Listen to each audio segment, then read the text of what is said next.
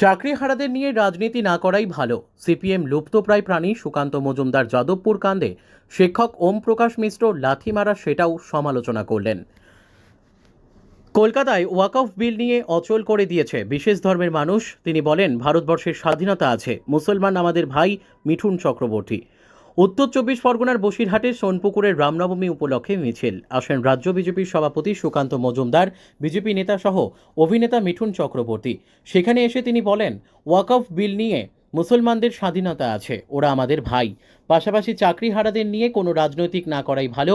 পাশাপাশি এখানে শিক্ষক সাংবাদিকরা মার খান। এই রাজ্যে এসব হচ্ছে, আগেও হয়েছে, এখনও হচ্ছে। আমাদের হাতে ছেড়ে দিক সরকার, আমরা 15 মিনিটের মধ্যে ফাঁকা করে দেব।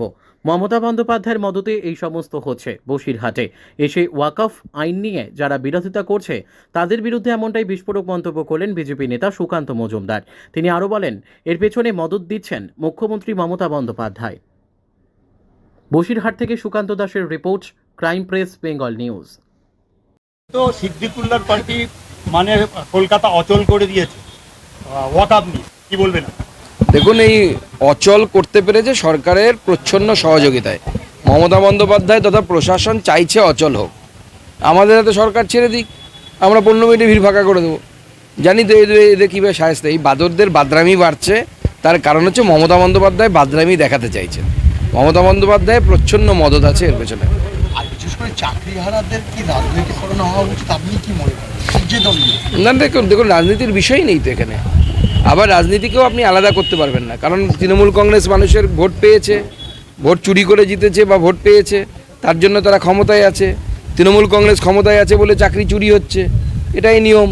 যতদিন তৃণমূল কংগ্রেস ক্ষমতায় থাকবে ততদিন চাকরি চুরি হবে।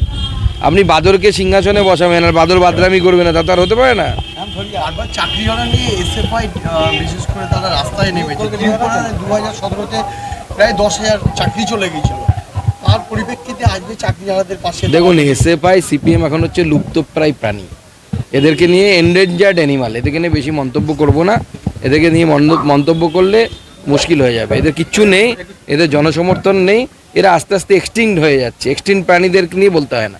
দাদা, তৃণমূল থেকে একটা পোস্ট করেছে আজকে, যেখানে বলেছে যে যাদবপুরে ওম প্রকাশ শিক্ষককে লাথি মারলো, সেখানে বিরোধীরা কোথায় গেল? কালকে শিক্ষক গেল ওম প্রকাশের সঙ্গে, তখন বিরোধী এবং যারা সুশীল সমাজ তারা কোনো কথা বললো না কেন? দেখুন, যে কোনো অধ্যাপককেই লাথি মারা বা এসব করা একদম ঠিক না। আমরা এর সম্পূর্ণভাবে বিরোধী, এবং আমি আগেও বলেছি যে এটা করা যাবে না। মিঠুন দা চলে এসে ওখানে চলো। বলো তাড়াতাড়ি। দাদা, আজকে তো আপনার অচল করেছে সিদ্দিকুল্লাহর পার্টি, আজকে ওয়াকফ নিয়ে কি বলবেন? কি বলবো ভাই, আজকে আমাদের অনুমান জানি আমরা সেটা মানাবো। অন্যের কোথাও দিয়ে লাভ কি? না, যেখানে আজকে চাকরিহারাদের মিছিল হচ্ছে সেই জায়গা থেকে পুরো ওয়াকফ জন্য অচল করে দিয়েছে কলকাতা। দেখুন, ওয়াকফ বোর্ডের যে ফয়সলাটা হয়েছে সেটা মুসলমানদের হতে লাভকারী, স্পেশালি তাদের মহিলাদের জন্য লাভ অনেক।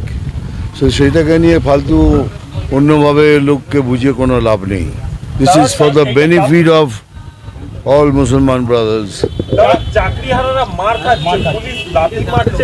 এটা কি কোনো নতুন জিনিস? শিক্ষক এটা কি নতুন এই রাজ্যে দেখলেন যে জার্নালিস্ট মার খাচ্ছে, কথা বলেই তুলে নিয়ে গিয়ে ঢুকিয়ে দিচ্ছে, ডাক্তাররা মার খাচ্ছে, ছাত্ররা নাম আছে। এটা তো দৈনন্দিন ব্যাপার এ রাজ্যে, এটা তো হবে, ওটা হচ্ছে, তাই হচ্ছে।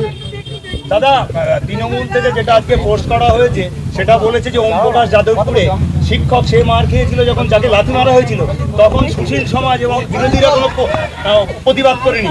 এখন শিক্ষকদের মারের জন্য তারা উদ্যোগ হয়েছে, কি বলবেন আপনি? শিক্ষকদের প্রথম কথা, মারাটাই তো অন্যায়। কি বলবো আমি, এর থেকে খারাপ জিনিস শুনেছেন আপনি কোনোদিন? পিটিয়ে রাস্তায় মারছে এরমভাবে। তবে এই রাজ্যে এগুলো সব অ্যাকসেপ্টেড, এই রাজ্যে এটা হবেই। আজকে শিক্ষকরা পথে, কি বলবেন?